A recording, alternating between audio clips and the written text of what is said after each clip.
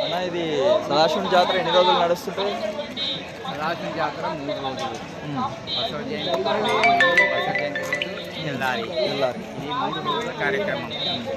మొదటి రోజు బోనాలు, వ్రతము, అభిషేకాలు, అన్నదానం.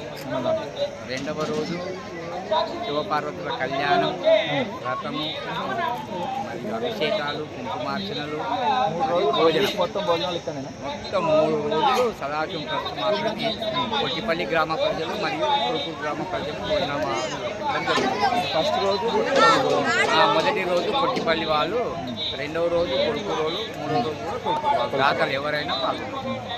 కళ్యాణం అనేది నిన్న అయిందనమాట. కళ్యాణం బసవ జయంతి రోజు మొదటగా పంజీరాల నుంచి జలాలను తీసుకొచ్చి శివపార్వతుల కళ్యాణం జరిపించి ఆ తర్వాత కళ్యాణం చేయడం జరుగుతుంది.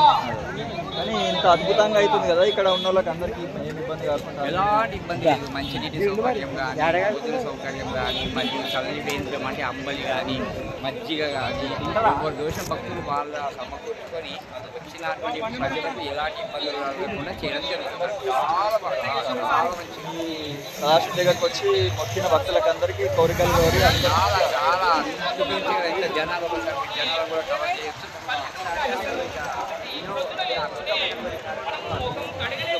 క్షేత్రం చాలా మంజీరా నది ఒడ్డున ఉన్నది. మరియు చాలా స్పెషల్ ఏమది ఈరోజు? ఈరోజు ముఖ్యంగా 3వ రోజు ముగింపు రోజు ఎడ్ల బండ ఊరేగింపు కార్యక్రమం మరియు ట్రాక్టర్ కార్యక్రమం ఉంటుంది. అది కొట్టిపల్లి, కొల్కూరు, మాచెడిపల్లి, నిజాంపూరు పక్కకున్న గ్రామాలందరితోటి చుట్టుపక్కల ఉన్న ఊళ్ళో అన్ని గ్రామాల ప్రజలు ఎవరైనా అందరూ వస్తారు. అందరూ ఎడ్ల బండ ఊరేగింపు కట్టి క్రమశిక్షణలో 5 చుట్లు వేయడం జరుగుతుంది అన్నట్టు. చాలా అద్భుతం.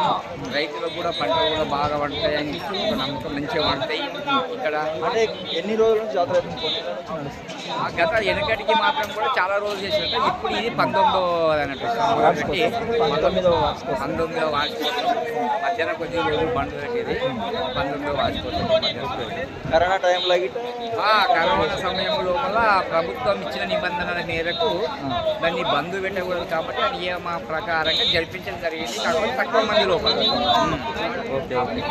అంటే చూడండి ఫ్రెండ్స్, ఇది సంగారెడ్డి జిల్లా సదాశివపేట మండల్, మన కొల్కూరి గ్రామం సదాశివుని దేవాలయం. ఈ సదాశివుని దేవాలయం అంటే చాలా పీస్ఫుల్గా ఉంటుంది. ప్రతి ఒక్కరు ఇక్కడ వచ్చిన భక్తులకు అందరి ముఖ్యంగా ప్రతి ఒక్కరి కోరికలు కోరుతాయి కాబట్టి ఎవరైనా చూడని వాళ్ళు ఉంటే గిట్ట చూడవచ్చు. యాదగిరి అఫీషియల్ రైతునేశ్వర్ యూట్యూబ్ ఛానల్లో ఉంటుంది.